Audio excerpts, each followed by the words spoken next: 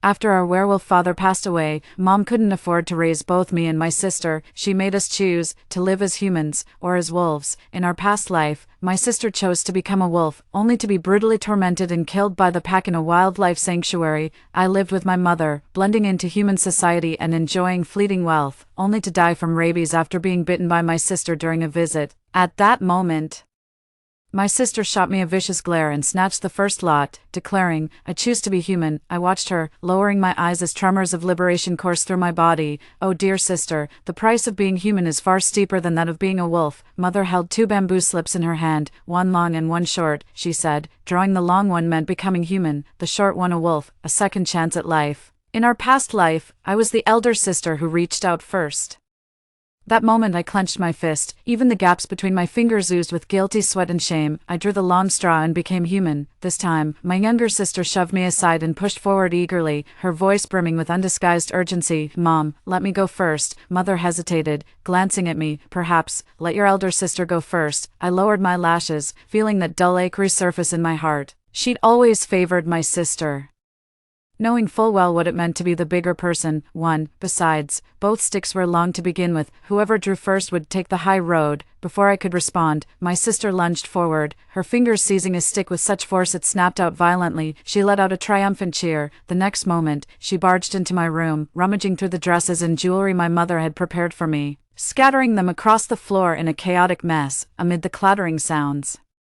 She triumphantly declared, "All these, they're mine now." I watched her in silence, my ears burned hot, but I steadied myself, willing the faintly emerging ear bones to subside. As the coming-of-age ceremony approaches, the beastly instincts and forms grow increasingly restless. Either purge all beastly nature completely to become human, or follow your true nature and remain a wolf. This is the tradition of the wolf clan. The younger sister sauntered by with mocking grace. "Sister, you look just like a dog right now. Don't look at me like that. You'll be relying on me to feed you from now on. Without me, even if you roll over belly up to please the wolf pack, you still won't get fed. Those beasts don't care about sentiment. Tisk, such is the wolf clan's tradition. The one who walks as a human enjoys life's pleasures but also bears the responsibility of providing for the entire family." My sister's hatred for me took root in our past life.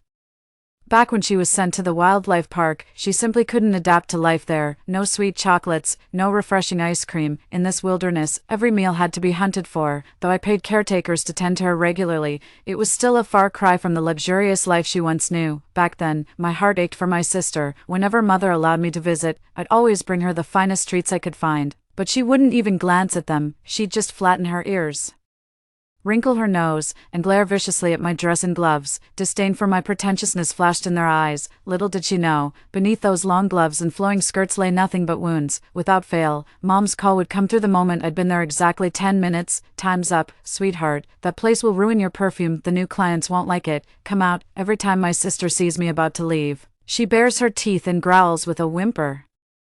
I could only whisper to comfort her, "Wait, just hold on a little longer, I'll take you with me soon." All I got in response were her wolf-like howls and her tail stiffly drooping. Until I went to see her after a surgery, she noticed the wounds on my hands and my weakened state, suddenly became unusually docile, gently rested her head in my palm. My heart ached with tenderness and sorrow. Being human is truly agonizing. She lowered her head to lick the bruised wound on my arm. Suddenly, she jerked her head up and sank her teeth into me. Then another scrawny wolf lunged from the shadows. They mauled and dragged me, leaving me wounded, until I contracted rabies. My fear of people grew to include photophobia and hydrophobia. I died that spring. A month later, the look in my sister's eyes now mirrors exactly how she stared at me when she bit me. I'm absolutely certain now, she's been reborn too. Now she wants to take over my life. But dear sister, I used to know your every move.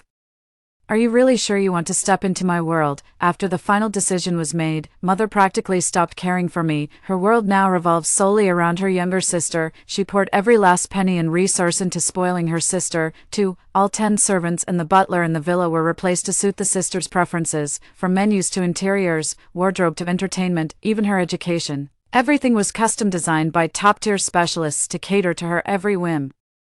To ensure flawless skin during molting, I never carry anything heavier than a towel. Looking at the familiar class schedule, I couldn't help suggesting, "You could add some physical training or self-defense classes." My sister scoffed, her eyes flashing with disdain. "Me, you're the one who needs those." She glanced at the plain vegetables on my plate, a mocking smile playing on her lips. "In such a hurry to eat these," she drawled. "Plenty of time to savor them later. If it were me, I'd be thinking ahead about how to deal with those disgusting beasts in the wolf pack. She meant that one-eyed alpha wolf and his whelps. I knew perfectly well, but wasn't worried. In my past life, I'd carefully explained each of these wolves' weaknesses to my sister, urging her to toughen up and fight for her rightful place in the pack, but she took it as me mocking her. She ultimately refused to stand strong on her own. Instead, she chose some low-ranking wolf who obeyed her every whim, then got herself banished from the pack for harming the cubs. My little sister was lounging on the sofa with her legs crossed, lazily flipping through a magazine. The male models and pretty boys in the glossy pages looked as meticulously crafted as storefront mannequins. With a careless smirk, she tapped page after page. This one, and this, not bad at all. Could easily rival that heartthrob class monitor of yours. What a shame. She glanced up at me, oozing smug satisfaction. Dear sister, looks like you're out of luck, aren't you? I remained silent. The harrowing experiences of my past life had already instilled in me a bottomless dread toward most people. Beneath fair skin may lurk no human soul, and within those crude, bloated forms dwell things far more terrifying.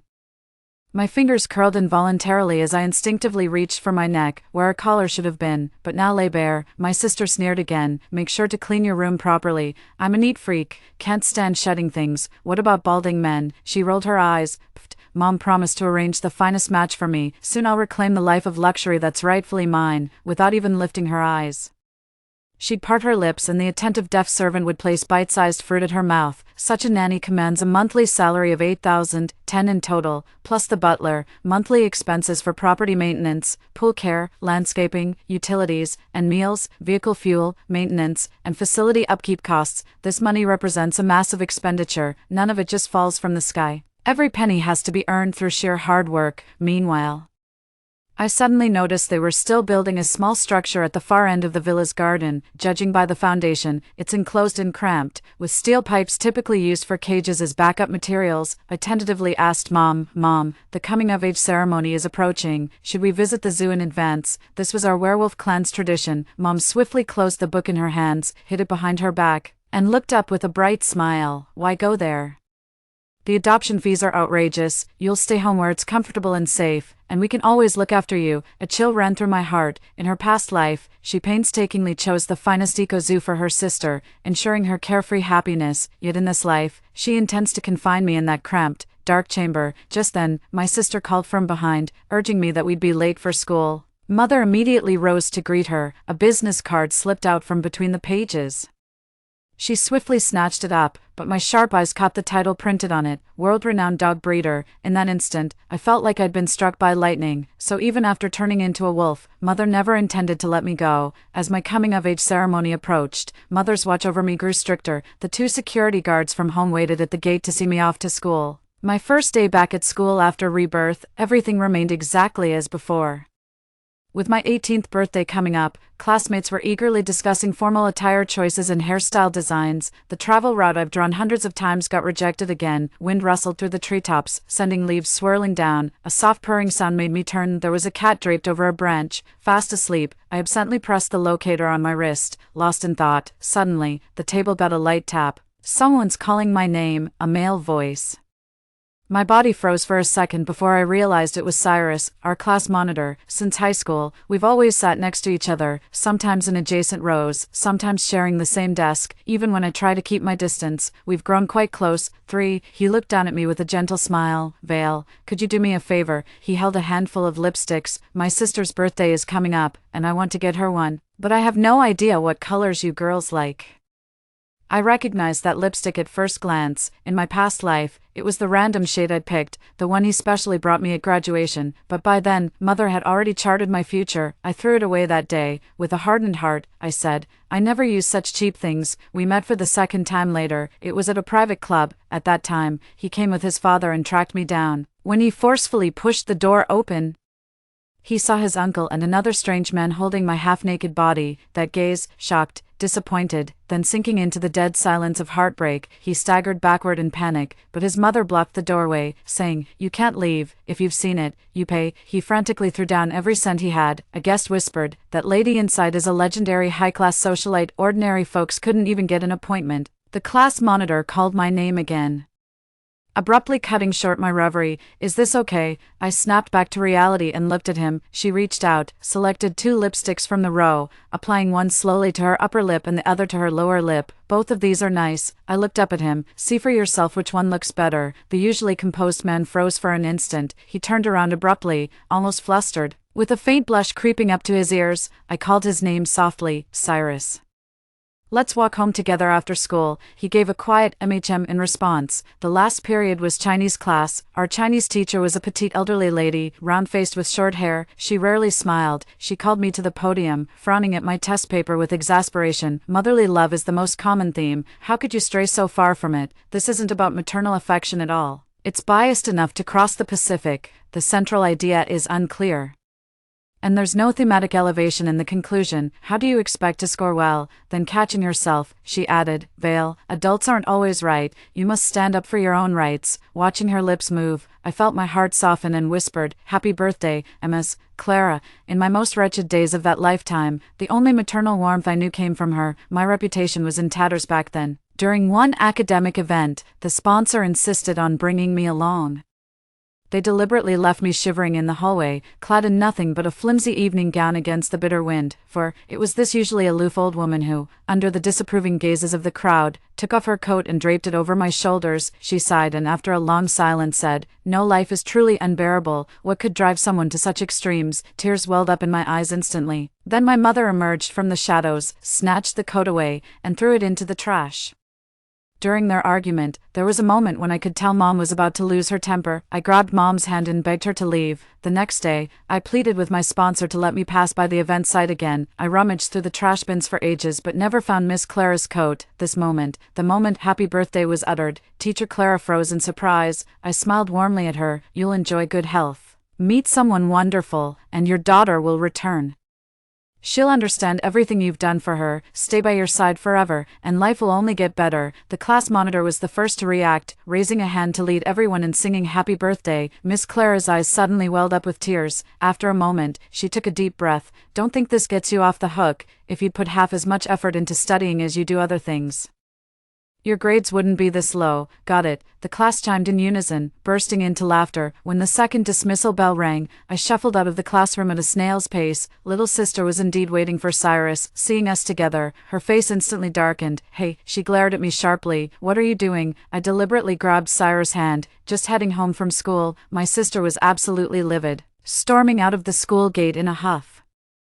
The family car was already waiting. The chauffeur hurried over attentively, took her backpack, then bowed slightly while presenting a small jar of moisturizer, shooting me an indignant glare. My sister tossed her head and climbed into the car. "Mom, I won't share a car with her. I can't stand that dog smell on her." Mom frowned but couldn't refuse my sister. After giving me a worried look, she had a bodyguard get off to accompany me home. As the car was about to leave, my sister suddenly rolled down the window and cheerfully called out to Cyrus, "Hey class president, I never thanked you for saving me a spot in the cafeteria line last time." Cyrus immediately whispered an explanation. "I only helped because she's your sister. I couldn't care less." Watching my mother with detached indifference, this time, she showed no reaction to me standing with a strange boy. Just kept fussing over my sister's complexion before putting a mask on her. Clearly, she couldn't care less whether I'd act wild or lose some so-called priceless virginity. Mother has truly given up on making me behave like a proper person. That evening, my sister told Mom I wasn't fit to continue school. Spring has arrived, and she's like a she-wolf in heat. Who knows what foolishness she might do. Besides, becoming a dog,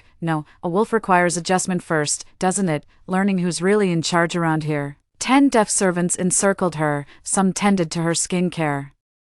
Others manicured her nails, while a few styled her hair. She muttered with her eyes closed. 5. I whispered to Mom, begging to let me attend tomorrow's coming-of-age ceremony in the afternoon. Mom gave me an absent-minded glance, and almost instinctively, I straightened my back. Even if given another lifetime, the instinctive fear of her maternal authority remains hard to overcome. "So you're saying you'll be singing at tomorrow's coming-of-age ceremony?" I nodded.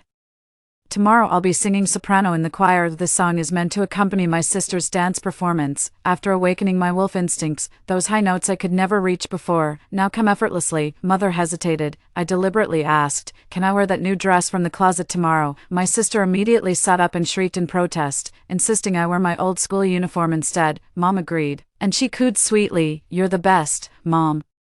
She's always been like this, so used to getting her way with charm. A little coquetry gets you everything, but she never realized the kindness and goodwill bestowed upon inferiors are gifts that can be withdrawn at any moment, leaving nothing behind. Tomorrow would mark the beginning of her tragic fate. Freed from restraint, my wolfish nature became increasingly apparent, especially in the heightened alertness of nighttime. 4 hours of sleep is all I need to get through the next day's classes.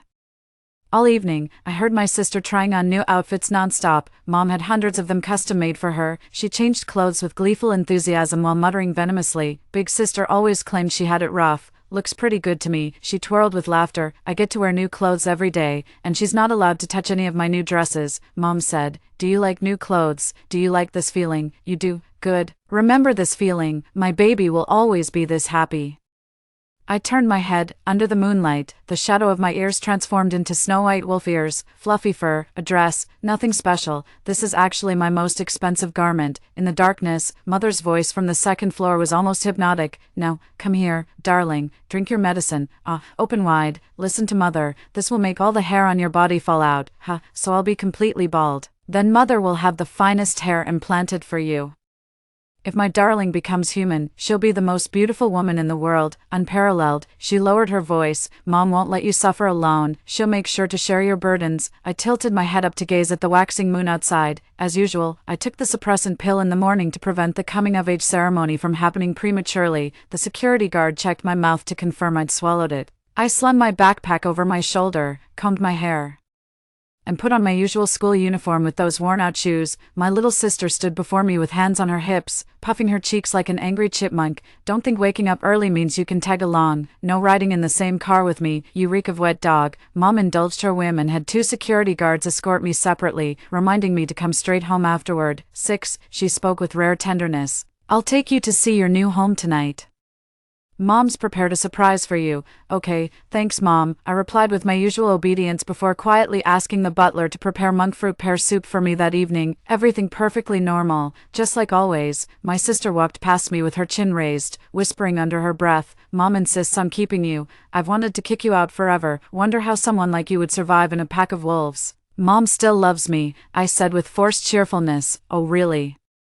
"You fool," she sneered before walking away. I silently glanced at her. The servants behind us began arranging the champagne tower. Tonight would be her first night as a true woman of society. In the adjacent living room, another group of new chefs were preparing dog food. "Mom's making her move tonight." As I spat out the pill hidden under my tongue by the lectern, I suddenly realized someone was already in the classroom. Cyrus stood flustered by my seat, fumbling with a carton of breakfast milk from my desk, stammering, I just thought this milk, this flavor." He stammered for 2 seconds, then took a deep breath and came clean. "Actually, I just wanted to treat you to a drink. Kind words come from departing hearts." Seeing his flushed ears, I smiled and said, "Thanks." Encouraged, he continued, "So, you really like wolves, don't you? I saw your drawing yesterday. It was amazing." He looked a bit nervous. "By the way, I've got 2 tickets for the play Wolf Chronicles. Want to go?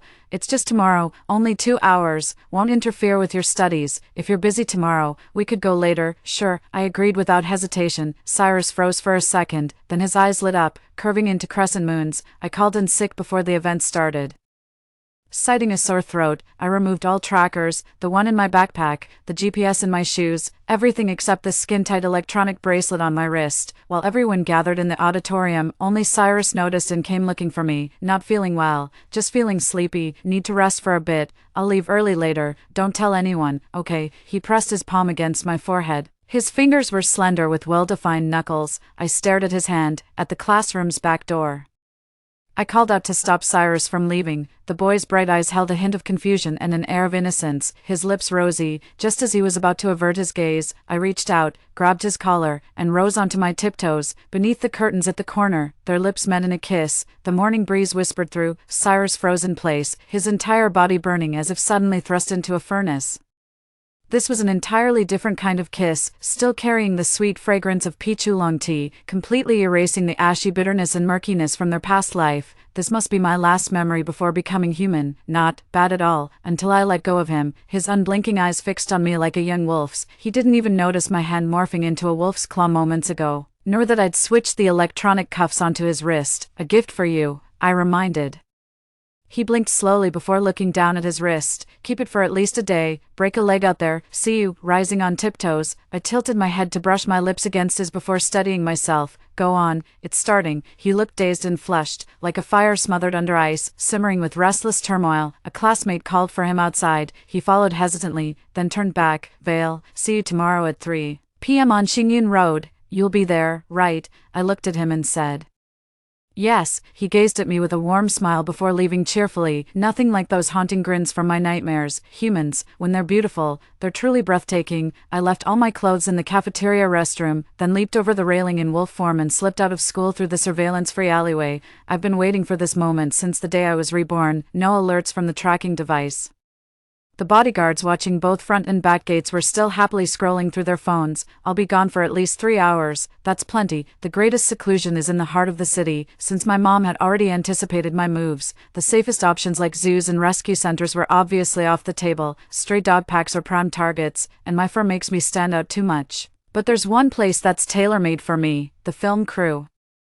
According to the intel we've gathered, I spent 2 days observing the active film crews outside the suburban studio complex, eventually identifying my target, a kind-hearted young actress named Zoe with striking beauty. She used to own a dog. Her next project is a period drama scheduled to film on the grasslands, an excellent location choice. The very day I became her assistant, I landed my first gig, playing an Arctic fox, gorgeous, understands human speech.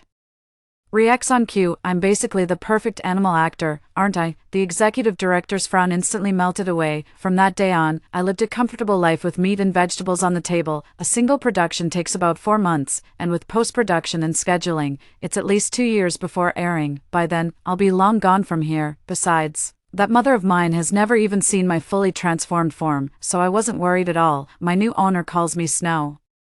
Thanks to my cooperation and brilliant performance, Zoe got praised by the director. Overjoyed, she hugged me tight, ruffled my fur, and planted 2 big kisses on me. Schwer, from now on, what's mine is yours. 7. I stared at the hot pot in her bowl. She immediately ladled me a bowl of spicy broth. Want some? Here, me. That wasn't necessary. Zoe always grabs me for a chat. She originally studied medicine but stubbornly switched to acting after 2 tough years. She's only managed to land some minor roles. Nobody in the family supports her except her younger brother. My brother's really handsome. He'll be your brother too from now on. He's visiting the set in a couple days. I'll introduce you. Her brother didn't show up in the next couple days. 2 months passed. Still no sign of him. Just as Zoe's filming was wrapping up near her birthday, I spotted a tall, lanky guy waiting outside the set after work. It stopped me dead in my tracks. It was Cyrus.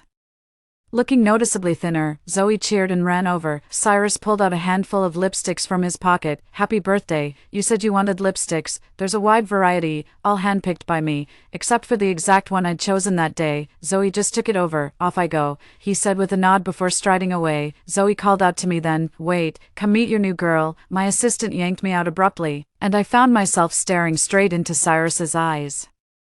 Cyrus glanced at me absent-mindedly, paused for a second look, then stared at me again. Zoe said proudly, gorgeous, right? I adored her at first sight. It was love at first sight for both of us. Absolutely stunning. Of course, she's the darling of our crew now, understands human speech perfectly, takes direction like a pro, wrapped her scenes faster than anyone. Only quirk is she insists on human food, won't touch dog food, shrimp or spinach. I was worried about cholesterol at first, but she's thriving. Zoe kept chattering away. Cyrus crouched down and patted my head. I felt goosebumps rising on my face. He looked up and said, sis, you're so busy, can I take care of it for you? Deep down I was against it, but Cyrus's cooking is just too good. Every dish was my favorite. Zoe teased him for constantly hovering around me. Told you replacement works better than deletion. My little sister here is way better than the one who stood you up, isn't she?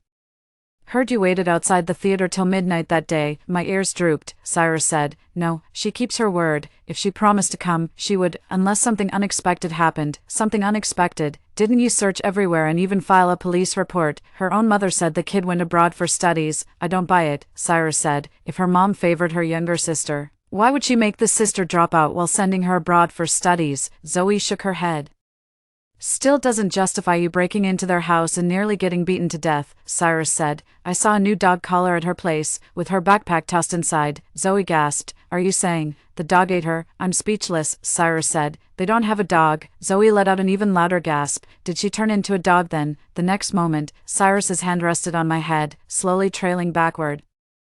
A tingling warmth spread across my scalp. He murmured, "Even if she changes, she'll always be the most beautiful one." That voice was pure velvet. That was so beautiful I'd love to hear it again. As we approached the wrap, our big investor showed up at the wrap party, ate, and brought along a familiar face. My blood ran cold the moment I saw him. That was Kane, my first sugar daddy in my past life. The same client I was entertaining when Cyrus spotted me at the club. He appeared refined, but his hawk-like eyes roamed over every actress before settling on Zoe. Zoe called him uncle, tipsy and slightly annoyed. He protested, "Don't call me uncle, call me brother. That's how this circle works, connections and money. What you have means nothing to investors. What they truly crave are untainted, fresh-faced girls." Zoe smiled. "My dad mentioned you just the other day, said we should have you over sometime." Kane chuckled. "Just keep the drinks and food coming, and we can head over tonight. Weren't you kicked out by your folks anyway? Let Big Brother put in a good word for you." Zoe's expression shifted slightly. The situation was smoothed over when the investors intervened, ending with a conciliatory toast. Another assistant director walked her out,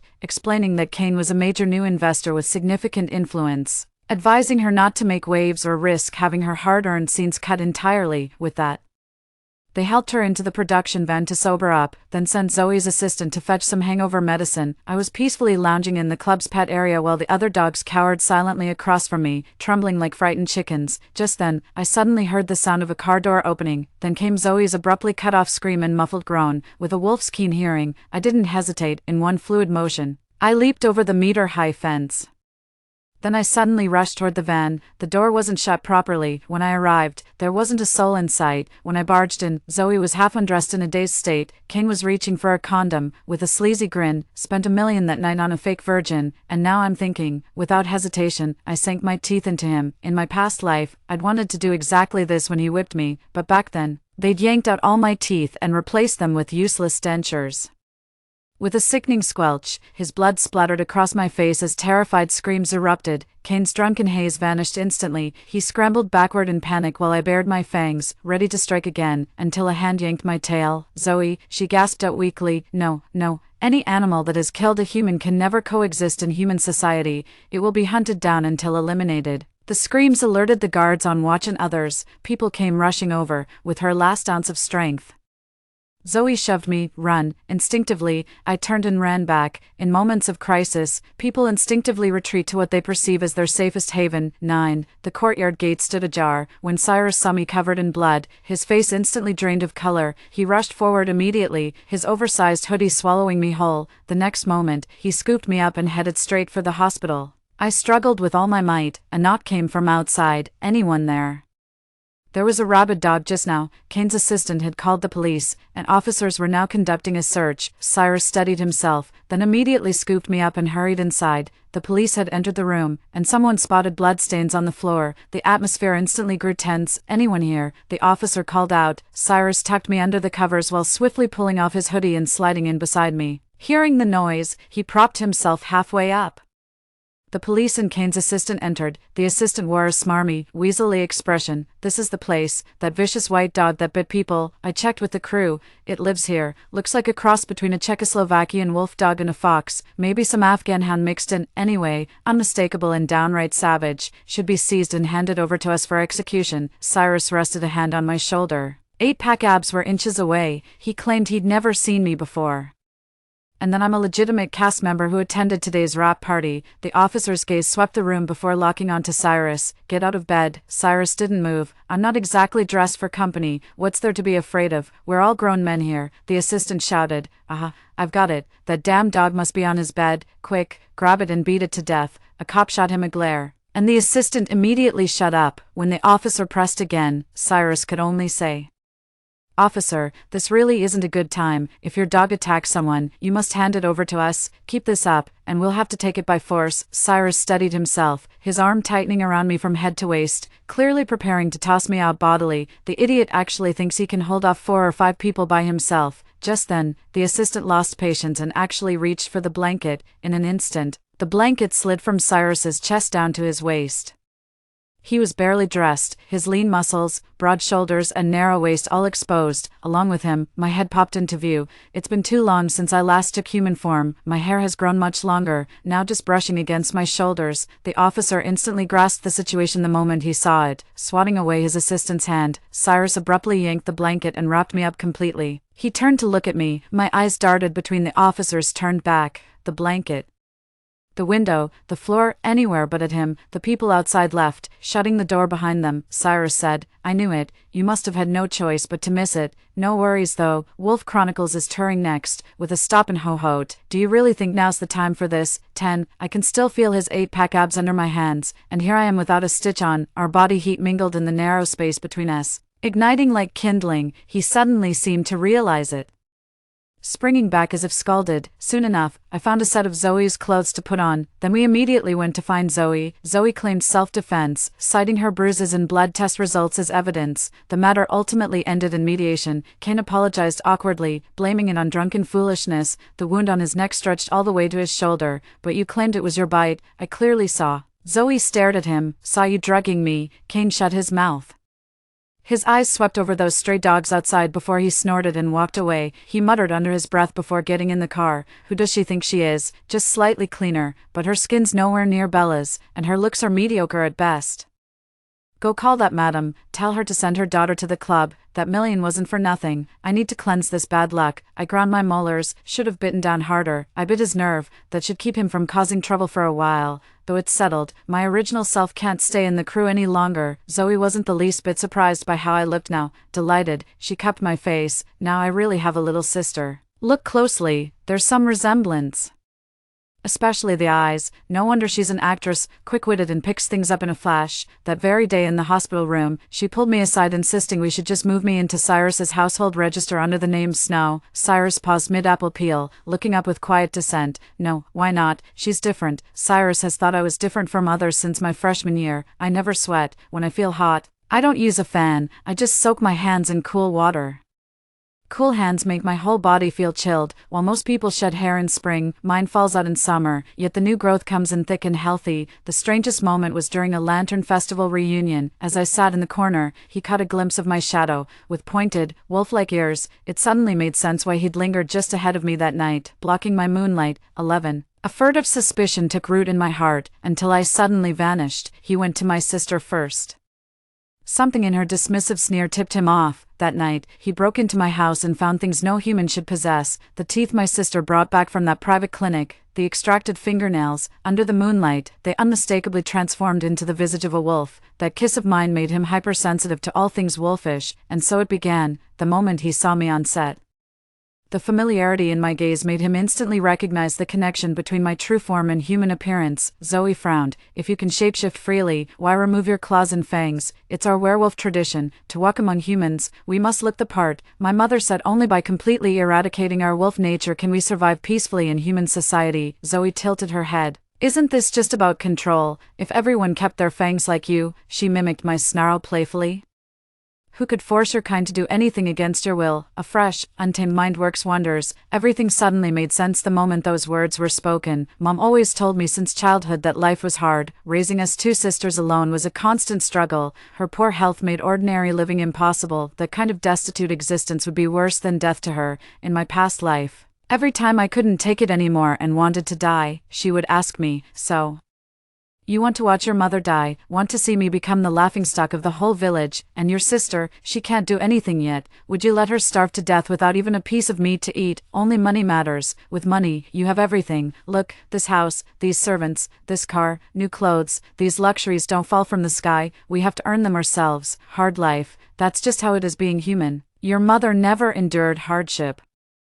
How could I ever let you kids suffer?" Yet I clearly remember Mom saying Dad was like a wolf. They met in the mountains, he proposed in the countryside, then they struggled together in the city through lean years, then came sudden wealth, followed soon after by Dad's accidental death. She rarely spoke of him afterward, only mentioning that flattened wolf pelt. Had she grabbed it, the money could have saved us from nearly losing the villa. Broke days are pure nightmares.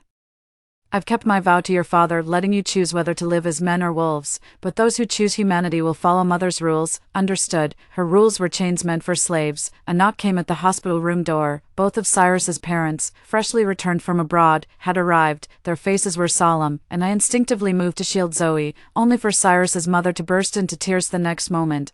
Heartbroken rather than angry at seeing his daughter wronged, Mr.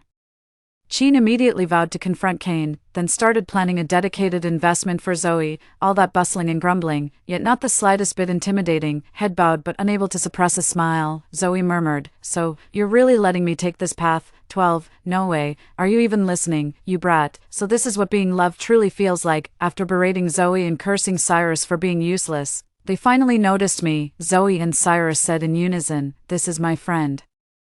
Zoe said, "Even though her parents are no longer with us, she's such a well-behaved girl, right, little brother?" Cyrus said, "Mom, Dad, I'd like to invite my friend over. With just 1 month left until the college entrance exams, let her study at our place." Cain came to the hospital room personally to apologize soon after, but Cyrus's family didn't accept it. As he stormed off cursing, I followed behind. When we passed through the alleyway, I gave a soft whistle.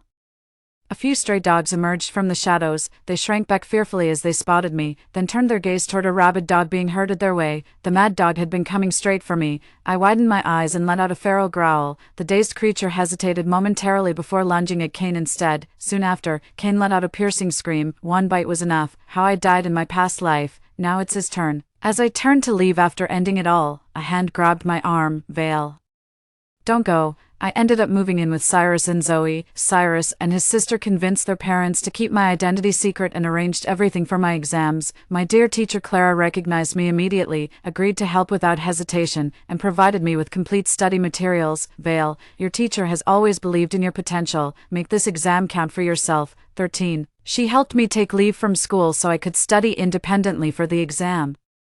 Picking up the textbooks again after months still felt somewhat unfamiliar. Cyrus handed me his keynotes, covering all the important material I'd missed since leaving. "I need to call it a day," I said, rubbing my temples from book-induced headaches and fishing for excuses. "Mom says once you choose to be a werewolf, the transformation progresses without suppressants. Gotta balance work and rest." Cyrus grabbed me as I tried to bolt, pinning me to the chair. "Beast mode after finals. This can wait." Tilting my head up, I showed him my mouth. "Soon I'll have a full snout. Doesn't that freak you out?" His fingers brushed my lips, eyes burning with intensity. "Then I'll give you 2 lipsticks every time, and double the hair removal cream too. Screw you." I pushed him away in mock annoyance, but he caught my hand. "Vale, I'm not afraid of any version of you." As he slowly lowered his head, my face flushed crimson and my palms grew warm, yet didn't turn away. Just as we were about to kiss, Zoe tiptoed past me with a wink. "Same here. I'm not afraid of you no matter what." The day of the exam was scorching hot. Cyrus and I walked out of the exam hall together, one ranked first, the other second. Reporters outside immediately snapped photos and asked how we felt. I smiled and said, "It was SOSO. But I gave it my best shot. Now it's in fate's hands." Cyrus chuckled. "Same here." We slipped into the car from the side exit and waited at a red light near the exam hall's corner. A luxurious business sedan was parked steadily not far away. I sharply caught my sister's piercing sobs. Pressing a hand over Cyrus's mouth, I strained to listen. "You promised I could take the exam, said 10 minutes wouldn't matter. Now it's all over." Then came Mother's hushed, coaxing murmurs. "But this deal is worth $500,000, enough for 2 brand new bags. Plus, our beauty treatments need renewing. There's property fees and salaries to pay. Whether you take that exam or not won't affect our income. If you really want a diploma, we can just buy one abroad." But our elder sister insisted on going to university back then. There you go again with your nonsense. Past lives and back then. What we need now is to seize these wonderful opportunities right in front of us. "Have you forgotten how happy new clothes make you?" The younger sister sobbed hysterically. "Every time I wear new clothes, it means meeting another new man. I can't take this anymore," she shrieked. "I'd rather be a wolf. I should have chosen to become one." Mother pinched her fingers, those fragile, clawless digits, making her whimper in instant surrender. "A wolf," Mother snapped, "with no one to care for you, without me providing for you. You'd be a dead wolf.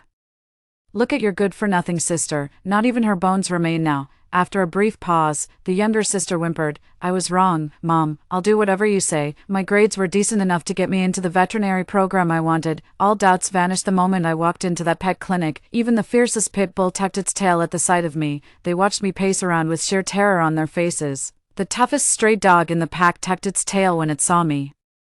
Just by hearing their whimpers, I can tell exactly where they're hurting or feeling unwell. I'm still learning cat language, but I'm picking it up quickly by applying what I know. A year later, during my internship, I went to the wildlife park where my sister used to work. The alpha wolf remained the alpha. When it spotted me, its eyes widened in recognition, and soon the entire pack gathered around, watching me from a distance with mixed gazes of curiosity and admiration. Setting down my toolkit, I examined each one, removing an old thorn from the alpha's paw, cleaning bark fragments from a pup's teeth, when a wary little fox cautiously emerged. These two don't get along, keep them separate. This fox isn't from the same family as those. It hates chicken, prefers, its nose doesn't work properly, so it always struggles to find enough food. The zoo director looked at me with delighted surprise. Well done, young lady. We even x-rayed several of them before but couldn't spot the issue.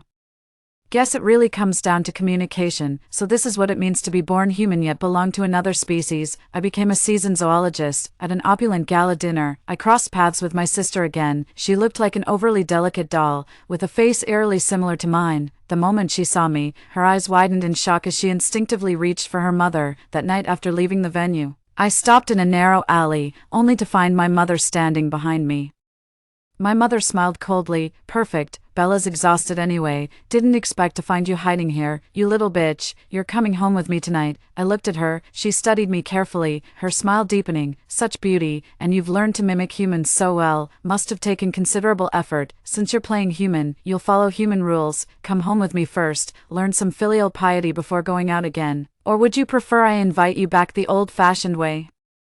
She clapped her hands, footsteps echoed from around the corner, her bodyguards approaching. 1, 2, 3, 10 seconds left. As they approached, my body suddenly swelled, revealing massive claws and razor-sharp fangs. My clothes tore apart, exposing snow-white fur. My mother's face instantly paled with shock. With a single swipe of my claws, I severed her vocal cords and slashed her face, cutting through facial nerves. In the next instant, her wrist tendons and spinal cord were completely severed.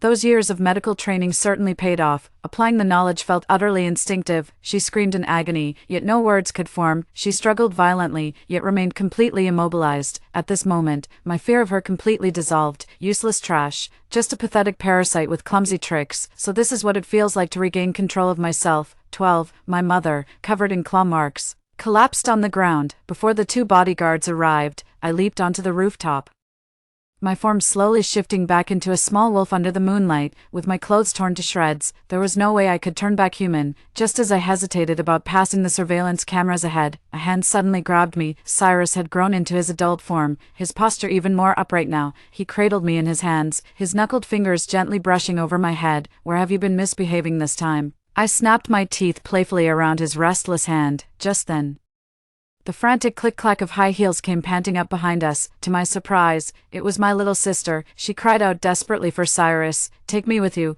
I have the face you adore too, Mr. Cheen. Take me away, and I'll tell you anything you want to know about my sister. No conditions, though if you insist, I'll give you anything. Just take me with you. Cyrus didn't turn back. No need, we're fine as we are. The younger sister sneered. Fine. Do you even know what she is? Are you certain what you see is really her? I'm different. I'm a completely reborn, genuine human being. Cyrus held me close and slowly turned around. In that instant, my little sister froze completely. She shook her head in disbelief. No. How could this be? Mom said no one would ever accept this. That's why she made me do so much. How could? Impossible. Where there's passion, anything's possible. The next moment, she burst into my room, rummaging through all the dresses and jewelry my mother had prepared for me, scattering them across the floor. A person who understands propriety and reason. She's educated, knows how to conduct herself. As a veterinarian, she understands the plight of animals, kind, resilient, wonderful. Doesn't she deserve everything she desires? She's earned it all with her own hands. My face burned with embarrassment, my palms growing hot. My sister stood there motionless as we left. Someone noticed Mom was injured and called out to my sister, but she remained frozen, as if it had nothing to do with her. Her lavish skirt trailed on the ground as Mom struggled to look at her while being helped out. But my sister flew into a rage. Liar, you damned liar, look what you've done to me. She kicked out, and this time, Mom's broken arm couldn't lift the stick. Cyrus carried me to the car, the surroundings utterly silent. It's a special day today. Forgot, I truly had. 7 years ago today, you helped me pick out a birthday gift. He pulled out the exact same shade. I've always wondered how this would look on your lips. Now I'm even more curious. Then he cupped my face and actually tried to apply it to my wolf-like features. Fury overwhelmed me, and in an instant, I reverted to human form. Cyrus's gaze darkened abruptly as he draped his coat over me, my face still cradled securely in his palm. Back then, you were just like this. I remember thinking how breathtaking you looked. He lowered his head, letting me crumple his shirt in my grip. My scorching palm pressed against his chest before slowly sliding up to clasp his neck. Everything has taken on a new form. Story 2. When the apocalypse came, Grandpa still couldn't forget his first love, Lily. He stole all the dowry that Grandma had prepared for me and used it to prepare a lifetime's worth of survival supplies for Lily. After we found out, he was defiant and said righteously, "Humph, if it weren't for your old hag of a grandma, how could I have missed out on most of my life with Lily?" In the end, Grandma and I froze to death in the extreme cold of the apocalypse.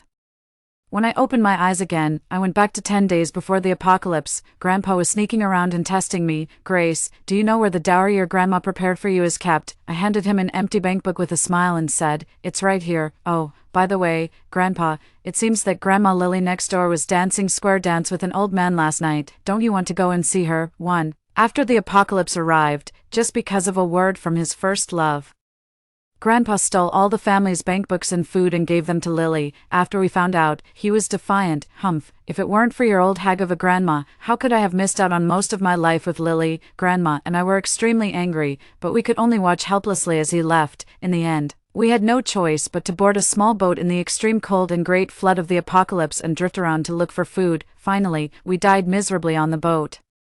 I would never forget the feeling of blood freezing. Before dying, Grandma hugged me tightly with her tiny body. The tears that flowed out turned into ice beads in an instant. The last bit of consciousness I had only allowed me to see the kindness on her old face, but she had already stopped breathing. In just a moment, I also closed my eyes and passed away. In a daze, I opened my eyes again. In front of me was a familiar scene. Grandpa was asking sneakily, "Grace, do you know where the dowry your grandma prepared for you is kept?" I was shocked in my heart. Could it be that I had been reborn, and I had returned to such an important point in time? However, the apocalypse hadn't even come yet. Why was he already eyeing the family's bankbook? In my previous life, he received a call from Lily, who kept crying on the other end. It was so cold at home and there was no food. Her grandson was almost freezing to death.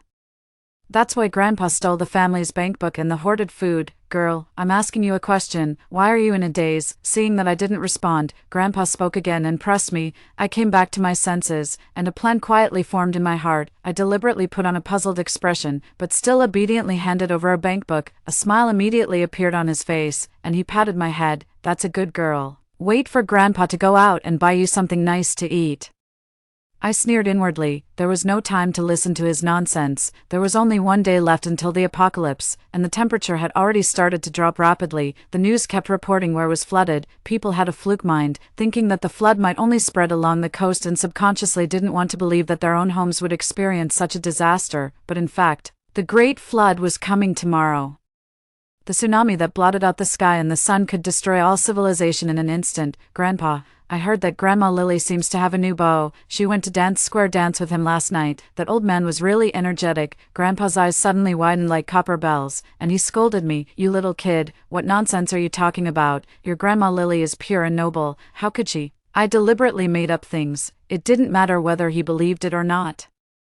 As long as a person is human, they can't avoid caring about whether the person they like has fallen for someone else and will be eager to see the truth, whether he believed it or not. This little trick had already fulfilled its mission. Sure enough, without waiting for me to say anything, he turned around and left in a hurry. I quickly asked from behind, "Grandpa, where are you going with my bankbook?" Grandpa's steps faltered, and his voice trembled a little. "I'm going out to buy you something nice to eat. I'll be back in a while. You and your grandma wait at home." "Okay, then come back quickly." In a daze, I seemed to have already seen the triumphant smile on his face. He probably thought that kids were easy to deceive, right? But he didn't know that the bankbook in his hand was a new one I had just opened, which I had prepared for going to school in the future. There wasn't a single cent in it now. Now, Grandpa was in trouble. Lily's family was not easy to deal with. Her eldest son had been in prison for murder and was just released in the past 2 years. Her second son had been idle since childhood, fighting and brawling all day long. Even Lily, who seemed like a nice person, was not as innocent as she looked on the outside. Lily lived in the neighboring village, 30 miles away from my home. With the sudden flood, Grandpa definitely wouldn't be able to come back. When food was in short supply and it was freezing cold, once they found out that Grandpa's bankbook was fake, how would that old man die, too? I went to the inner room. Grandma was sitting by the desk knitting a sweater. She had already given me one a few days ago, so this one should be for Grandpa. It's getting cold. I'm knitting a sweater for your Grandpa. When people get old, they can't afford to catch a cold. Grandma said kindly. I felt a pang in my heart and thought Grandma didn't deserve this. I stood there for a long time without saying a word. She put down the sweater and looked at me kindly. What's wrong? My eyes were a bit red. I thought of how cold it was in my previous life, but before dying, she hugged me tightly until the last moment of her life. I couldn't help but tell her the truth. I couldn't hide it from her either. Soon the whole world would be turned upside down. The money in the bankbook was only money for now. Soon it wouldn't be of any use. Time was running out. Grandpa has gone to find Lily. He won't be back, I said. Ouch. Grandma's hand trembled, and the needle pricked her, and she winced in pain. There was a bit of confusion on her face. Won't be back. I told her everything about my previous life, hoping that she would believe what I said. In the apocalypse, everyone thought that having one more person meant one more mouth to feed, but in fact, how terrifying it was to have no one to talk to in the freezing cold. So, not only did I want to get rid of Grandpa, but I also had to keep Grandma steady. The shock on Grandma's face didn't seem fake. She was on the verge of breaking down after being stunned for several seconds. How could he do such a thing? I looked at Grandma pitifully as she lay on the table crying. At her age, when she was almost at death's door, she still had to go through such a thing. It was really unbearable to watch. After comforting Grandma for a while, I slowly said, Grandma, the flood is coming soon. I need to go out and buy supplies so that we can survive the apocalypse. Can you give me the family's bankbook? I have to go now. There's no time left. Grandma wiped away her tears and took out a bankbook from the desk. She gently patted my head. Grace, Grandma will go with you. 2 people can carry more things, so we won't be in a rush when the time comes. 3. I withdrew all the money from the bankbook.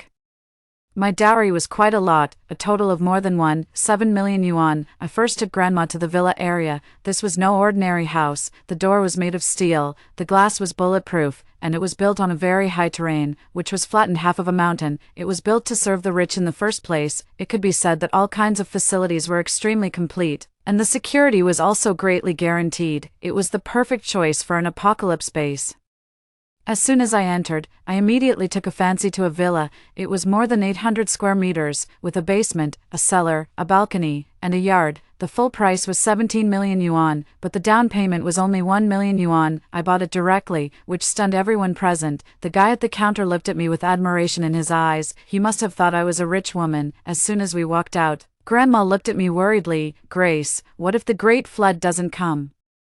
What will we do about the loan? I helplessly held up 4 fingers. Don't worry at all. The apocalypse is coming soon. Don't say that I owe the bank more than 10 million yuan. Even if I owe it more than 10 billion yuan, no one will come to collect the debt from me by then. Grandma's face softened a little when she heard me say this. Then it seemed that she thought of something. What about our old house? What if your grandpa comes home and sees that we're not there? I waved my hand.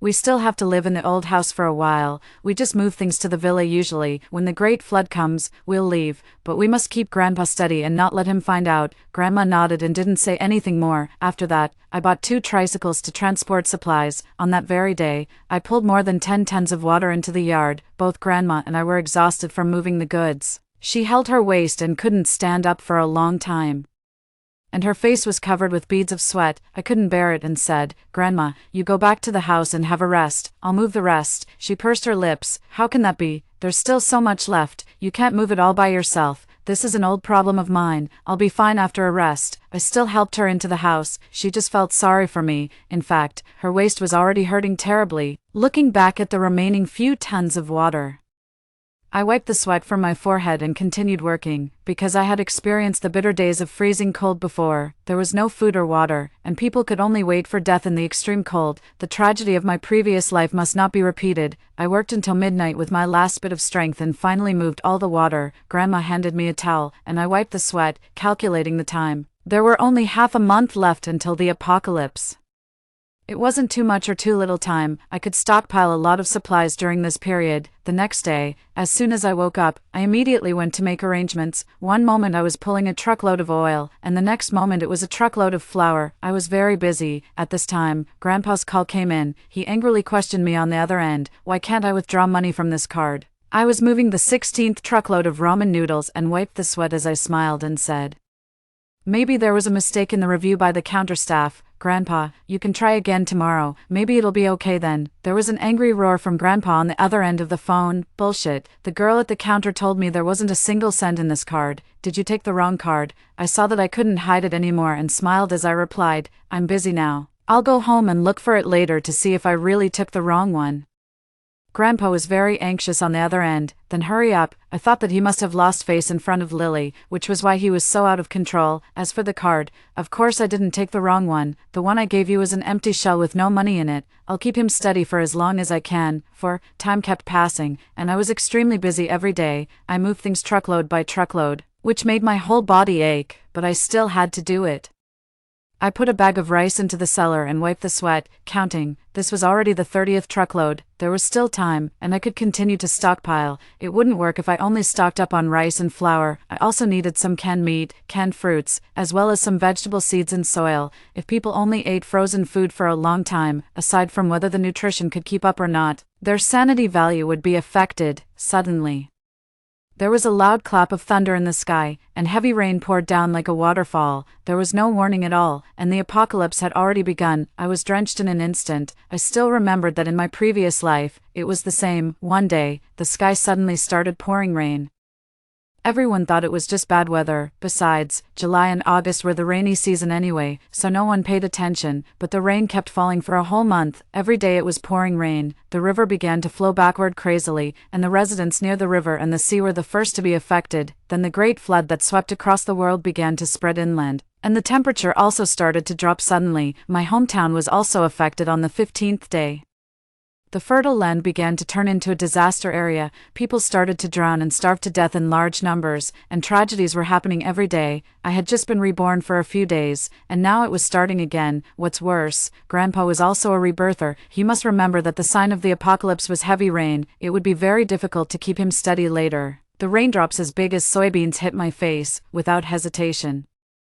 I quickly moved the remaining goods on the truck into the first floor of the villa in the heavy rain. Then I drove the truck and rushed back to my old home in the rainstorm. As soon as I entered the door, I saw Grandpa's gloomy face. Where have you been? Grandpa didn't care at all that I was drenched like a drowned rat by the rainstorm. As soon as he opened his mouth, it was a question. His dark eyes seemed to want to see through me. I pretended to be calm and acted as usual. Oh.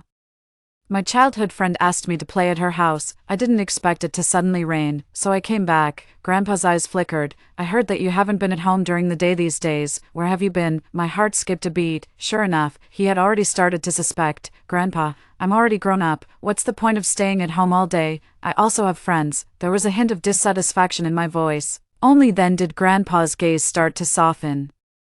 Grandma also came out from the inner room. Grace came back in the heavy rain and was soaked through. Instead of letting her take a bath, you're asking her all these questions here. Are you going to keep a 17 or 18-year-old at home all day, being told off by Grandma like this? Grandpa's tone softened. All right, go take a bath. I was just asking casually. I was worried that she might run into bad people. Grandpa obviously had something else to say.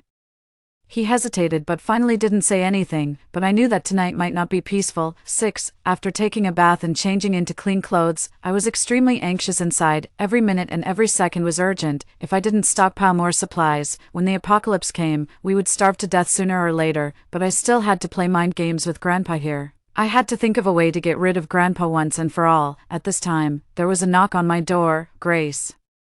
Are you asleep? Grandpa's voice came from outside the door. Not yet. Open the door. I have something to talk to you about. I couldn't avoid it forever, so I simply opened the door to hear what he had to say. As soon as Grandpa came in, he directly closed the door and then asked me with a gloomy face, "What's going on with that card? Did you deliberately give me a fake bank card?" I quickly pretended to be innocent. How could that be? Grandma gave it to me, saying that I would need money for college. I thought there was money in it. How can you blame me for this? Grandpa's eyes flickered. Obviously, he was half believing and half doubting this explanation. Where's the other card? Grandpa needs some money in hand. I felt disgusted inside. The dowry card. That was Grandma's hard-earned money all her life, and there wasn't even a penny of Grandpa's salary in it. All his money had been exchanged for big and small gifts for Lily.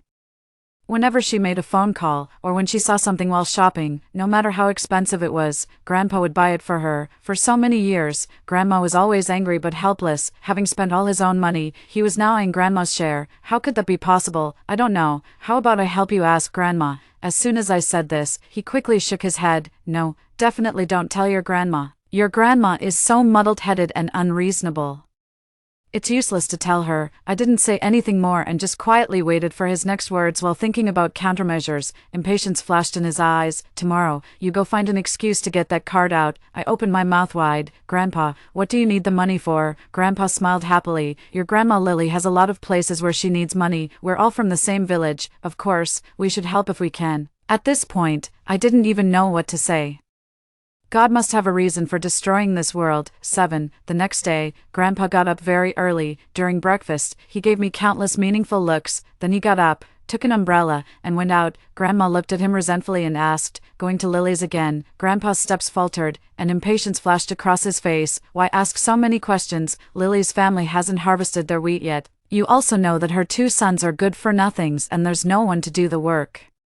With such heavy rain, shouldn't I go and take a look? Grandma was so angry that she was almost fuming. Then Grandpa turned to look at me and gave me another look before leaving completely. After he left, I quickly comforted Grandma. Grandma, it's been so many years. Why are you always angry with him? Grandma smoothed her chest as her breath rose and fell with anger. Because he's your grandpa. I didn't pretend anymore and just coldly said, I don't have such a grandpa. Grandma's breath hitched, and she opened her mouth but didn't say anything in the end. She just sighed. He even asked me to find an excuse to get that bank card from you last night. I told her what happened last night. Grandma fell silent instead. It wasn't just an ordinary silence. If a person wants to kill another person, maybe they really can't hide that look in their eyes. What do you want to do? Grandma will help you. I smiled. What else could I do? It's easy to learn bad things. I had plenty of ways, actually.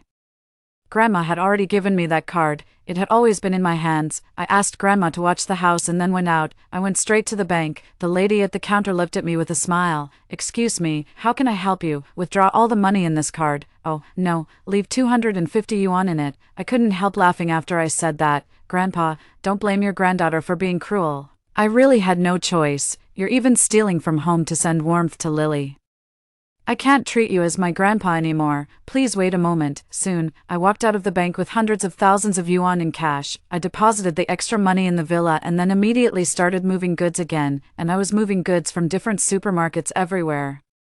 The city was big, and my home was in a remote area. I rarely ran into familiar faces. Even if I did, it didn't matter. I wasn't worried at all about being found out that I was stocking up on supplies, because this apocalypse was a great flood. I believe you might have a car at home, but do you have a boat parked in your parking space? Are you going to swim over in the single-digit temperature to rob me? Sure, you can try. Let's see who robs who then. So even if someone found out that I was stocking up on supplies, what could they do? If someone found out and followed suit and stocked up on their own, that would be even better. I'd be happy to save a few lives as long as they didn't touch my interests. I kept busy in the rainstorm. I kept praying that I wouldn't get a fever. It would be a small thing if I felt uncomfortable, but if it delayed the progress of stocking up on supplies, that would be a big deal. However, thinking about it like this, I suddenly realized a problem. I hadn't stocked up on any medicine at all. How could that be okay? It's normal for people to get sick. Was I going to die of illness while guarding a pile of supplies? After unloading this truckload of goods, I quickly turned the truck around and drove straight to the pharmacy. I took a whole bunch of things at the counter: anti-inflammatory drugs, painkillers, cold medicines, fever medicines, as long as they were things that were usually useful. I loaded a whole truckload. The owner of the pharmacy was stunned. Sister, do you take medicine like this? I don't think you look like a drug dealer, and the prices I sell them at aren't cheap either. I just smiled without saying a word. I hoped that he wouldn't be so hungry that he would grab a handful of pills to eat as food one day. Then I drove my tricycle back to the villa to unload the goods. I put the medicines separately in the cabinets on the second floor. My new home, which had only simple furniture before, had now become filled with all kinds of things. It just lacked some entertainment facilities. I simply turned on the computer and started downloading resources from various websites like crazy. There would be no internet during the apocalypse, not to mention signal lines. Even high-voltage lines would be torn apart completely. I had to save more videos while I still could. Otherwise, when I was bored, I'd only be able to play cards by myself. I was afraid that a few thousand TV shows, animations, and series wouldn't be enough to watch, so I downloaded hundreds of thousands of them in one go. Then I opened Steam and started buying and downloading single-player games like crazy. The apocalypse was the end for others, but it was the beginning of a happy life for me. In my previous life, I had never thought that the apocalypse could be this enjoyable. Just imagining my future life made me almost excited. Then I went out again.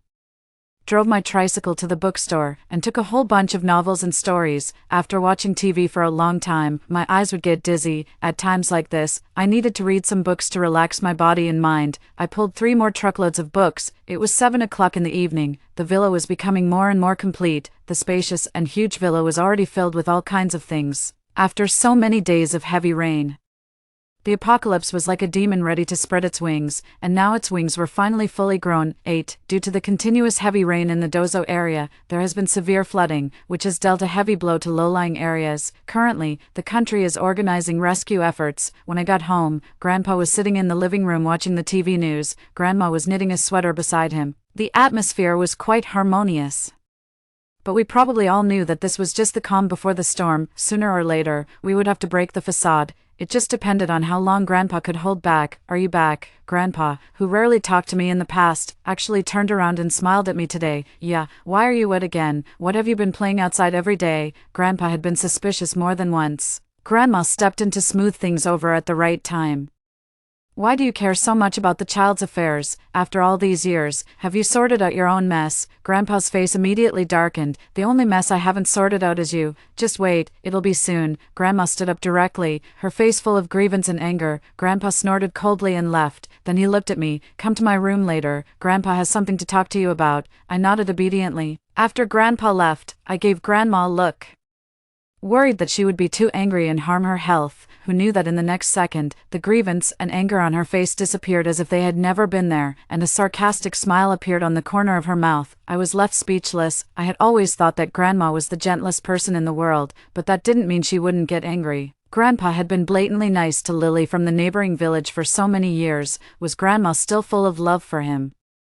Coming back to my senses, I couldn't help but sigh. What a nice family. Why did Grandpa have to act like this? After taking a bath, I went to Grandpa's room as promised. His room was very tidy, so tidy that there was hardly anything in it, because most of the space was used to display Lily's souvenirs. The largest photo was at least 56 inches and was hung right in the middle of the wall. It made me feel a pang in my heart again when I saw it. When Grandpa saw me come in, he quickly asked, "How is it?" I nodded and took out the bank card. I managed to trick it out of Grandma's hands. "Grandpa, you mustn't waste it. This is for when I get married in the future." Grandpa immediately beamed with joy. "Is the password still your birthday?" I nodded. Grandpa said "good" 3 times in a row. Then he immediately put on a cold face. "All right, you can go out now." I left the room, leaned against the doorframe, and a sneer appeared on the corner of my mouth. Suddenly, I saw Grandma's door close, and she sighed. 3 lives are gone. 9. As usual, as soon as day broke, Grandpa rushed out of the door without stopping. Only Grandma and I were left looking at each other in the living room. I was a bit curious about what Grandma meant by what she said last night. I couldn't help but ask, "Grandma, what did you mean by what you said last night?" Grandma smiled while knitting the sweater. "Your grandpa must have already told Lily's family the news. But do you think they'll believe it?" I was puzzled and then shook my head. Of course they wouldn't believe it. If someone suddenly told me that the world was going to end tomorrow and that I should spend all my money quickly, I'd probably say that person was an idiot. Look, even you understand this simple truth. Grandpa surely understands it too. So the best thing he can do is to keep taking out his own money to stockpile supplies for Lily's family, trying to save the woman he loves. But do you think that's all? This is just the beginning. There was a hint of sarcasm on Grandma's face as she said this. I was a bit confused and didn't understand what Grandma meant. Grandma continued, "When the apocalypse comes, Grandpa will definitely stay with Lily's family, but he's just an old man. What use is he?" I seemed to understand something, and I felt a chill in my heart. Either he'll be killed or abandoned. I had really experienced the apocalypse before and knew how far humanity could fall at that time. Exchanging children for food, that kind of thing was quite common. It was quite normal for several families with dozens of people to lose their lives just for a piece of bread or half a bowl of rice. If a family was rumored to have supplies, whether it was true or not, that family was doomed. The reason was simple: to survive. Everyone inevitably wanted to survive. Could it be that Grandpa will be killed by them? I asked seriously. Grandma just smiled and patted my head. When I was young, I was a bit headstrong, but I wouldn't tolerate a useless person for decades. Besides, he's already been reborn once. How could he fly into the fire again? Grace, you have to learn to consider things from other people's perspectives. Think about it, a man and a woman surviving the apocalypse. Such a romantic thing, but with 2 useless sons who eat a lot. Don't you think they're an eyesore?" After saying that, Grandma got up and went to the kitchen. I broke out in a cold sweat. I really had underestimated people in this world. How many people are truly stupid? I'm afraid Lily would never have thought that the person who had loved her for decades was plotting to kill her 2 sons and then spend the apocalypse romantically with her, and precisely because she couldn't think of it. It would be too easy for Grandpa to do it. At the same time, I also felt that what Grandma said at this time seemed a bit deliberate. I tried to put myself in Grandma's shoes. The person I had loved for decades had stubbornly chosen someone else and even cruelly abandoned me and my granddaughter in my previous life. Was there really no hatred in my heart? Just thinking about it like this made resentment well up in my heart. At this moment, I roughly understood what Grandma meant. In fact, as long as Lily's 2 sons didn't die, Grandpa was doomed.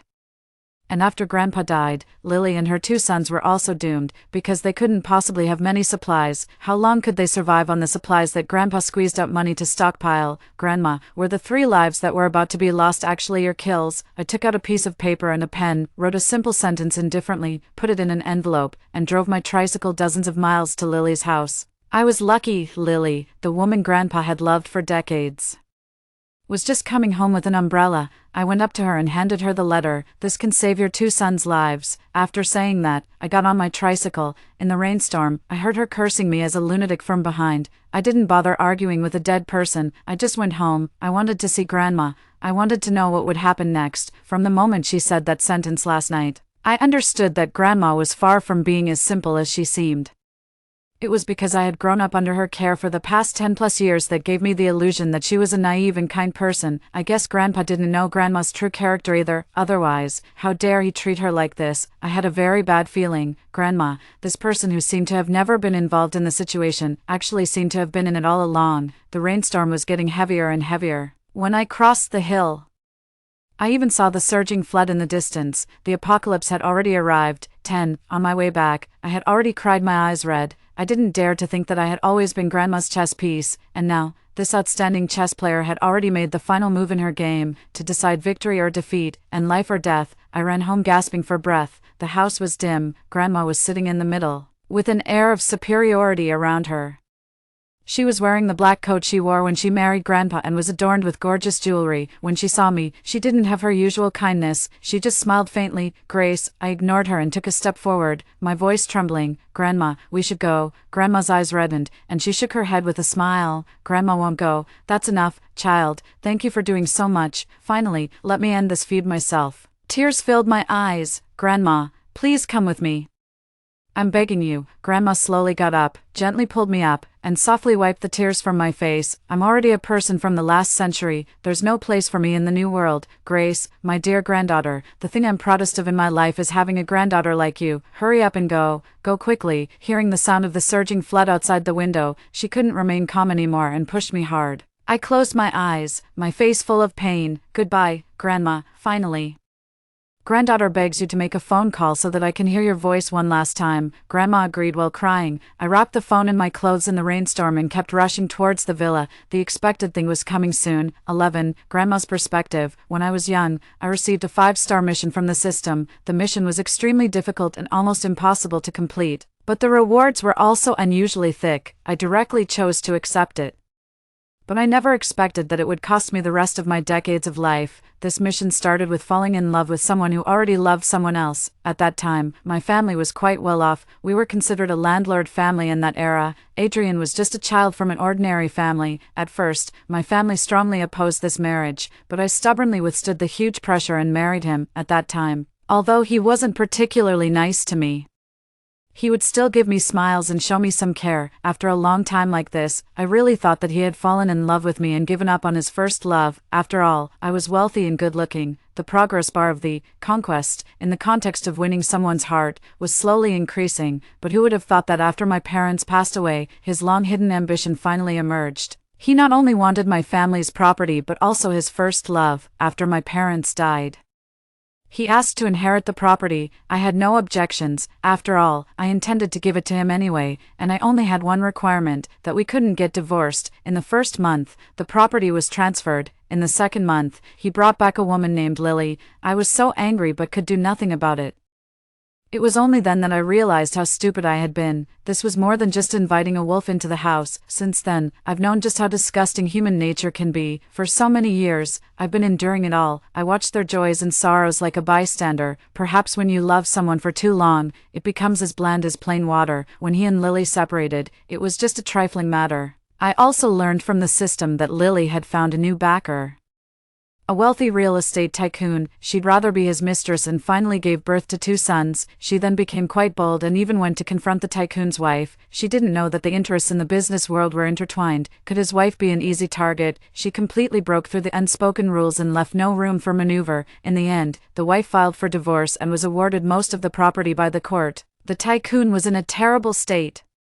His stocks plummeted and his business went downhill. He flew into a rage and had her beaten up, perhaps because of the children. He let it slide in the end. The news of Lily being a mistress spread, and she was condemned by everyone in the village. With no money and 2 children to support, she had no choice but to move to the neighboring village and became a destitute family. Adrian was so depressed after Lily left.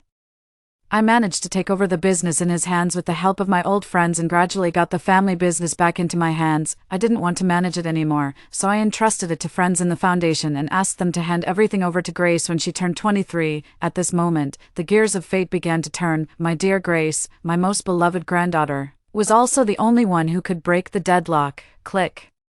The sound of the door opening pulled me back to reality. I turned around and looked at Adrian, the man I'd been in a love-hate relationship with for decades. I said indifferently, "Sit." 12. Adrian was completely drenched by the rainstorm, and his expression was calm. He pulled up a chair and sat down opposite me. "We have a wonderful granddaughter. She left 250 yuan in the bank card for me. She's been reborn." "Right." Then Adrian lowered his eyes and wiped the rain off his face. "I've lost. You've got a great helper." I gave him a cold look and then turned to look out of the window at the great flood. "You don't deserve to call her granddaughter." Adrian smiled sadly, his eyes turning red. I'm sorry to both of you." Then Adrian raised his head. "Is it going to happen again?" I was silent for a long time. Only when the huge waves of the flood were crashing right in front of me did I finally speak. "Don't say you're sorry. I've been lying to you all along. From the very beginning to the end, I never loved you. It was all for the system's conquest task. Now, it's finally over. There won't be a next time." Adrian's eyes widened in disbelief. "Actually, if you had a bit of sense and could think things through, you probably could have guessed what kind of person would endure being mistreated by you for decades and still stay by your side, if there was no purpose. Who would put up with such humiliation? You must have thought of it too. You just never dared to think about it. You even fantasized that there would be a next time." By the time he came to his senses, I was already looking at him with complete indifference, and my body was gradually disappearing. He didn't know that I was waiting here at the end as part of the final gambit. The final result didn't disappoint me. The progress bar that I'd been waiting for years finally reached 100%. The system sent a congratulatory message. "Congratulations. You've completed the 5-star task." He rushed over in a hurry, trying to grab my hand. It was only when his hand passed through my body that he realized that I was truly leaving and that there was no turning back this time. I'd had enough of this never-ending cycle of events. Adrian looked at me in horror. "Don't do this, Chloe. I'll change everything. Don't leave me." I looked at the monstrous waves crashing towards me and felt a sense of disgust in my eyes. He probably thought that as long as he remained cold and kept mistreating me, my conquest progress would never be completed. I encountered the most disgusting task and the most disgusting person, but I also met my precious granddaughter. During countless difficult nights, it was because of her that I could persevere and finally achieve victory. I looked into the distance and my gaze met that from a villa. "Goodbye, my treasure. Grandma has left you a huge fortune. Enough for you to live a wealthy and carefree life. The natural disaster will pass eventually, and I'm about to receive $2 trillion and 20 wishes from the system." 13. The phone was eventually swallowed up by the flood. I lowered my eyes. The epilogue was filled with Grandpa's desperate repentance and Grandma's unsparing truth-telling. So, this apocalypse was meant for them. No wonder, actually. There was always something I didn't understand. How could Grandpa have managed to trick the bank card away before the apocalypse in my previous life? Could he predict the future? That wasn't very likely. Otherwise, my little tricks in this life would have been seen through by him long ago. I had to suspect that he might have been reborn twice. In my previous life, he was already a rebirther. Only in this way could it explain why he would go and trick the bank card away before the apocalypse arrived. This made my hatred for him even deeper. What was even more pitiful was my grandma, who had been stuck in this conquest task for decades. Outside the window, everything was in ruins, and there were cries of people everywhere. Everything was about to start anew. Grandma said that there was no place for her in the new world. How could that be? My home will always be the warmest harbor for you. Grandma, Grandma, my eyes became red again. I couldn't bear to part with her. At this time, a familiar voice came from behind me. Grace. Hearing the noise behind me, I quickly turned around. I saw a younger version of Grandma standing there, smiling. She gently wiped away the tears on my face, just like she used to. Don't cry, Grace. I choked back my sobs and threw myself into her arms. Grandma, why are you back? And you look younger. Grandma hugged me even tighter. After completing the task, the system gave me a 20-year vacation. I've got nothing to do anyway. So I came to accompany my precious granddaughter. I looked at her with teary eyes. What about 20 years later? She smiled gently. We can make wishes. That mean old system gave me 20 wishes. There's plenty to play with. Hey, don't swear when you talk. Even I could hear the system's voice this time. In the days that followed, life with Grandma during the apocalypse was really pleasant. The younger version of Grandma was so much fun. I had no idea how old she really was. Sometimes, I also wished that I could be like her, having endless money and even eternal youth, which was what countless women dreamed of. But when I thought of her harsh system task, my heart ached. The next day, Grandma and I had bacon and fried eggs for breakfast. Then we took care of the plants, read books, and watched the TV shows I'd downloaded before. We had a sumptuous roast turkey for lunch. After taking a nap in the afternoon, after waking up, taking advantage of the afterglow of the setting sun, Grandma and I went to the top floor of the villa, felt the sea breeze, and looked at the endless expanse of ocean outside. The world in my eyes had become calm and beautiful. I think that's what life is all about. You have to endure bitterness first so that you can appreciate the sweetness. Only after experiencing the previous hardships could I truly understand how precious the present happiness was.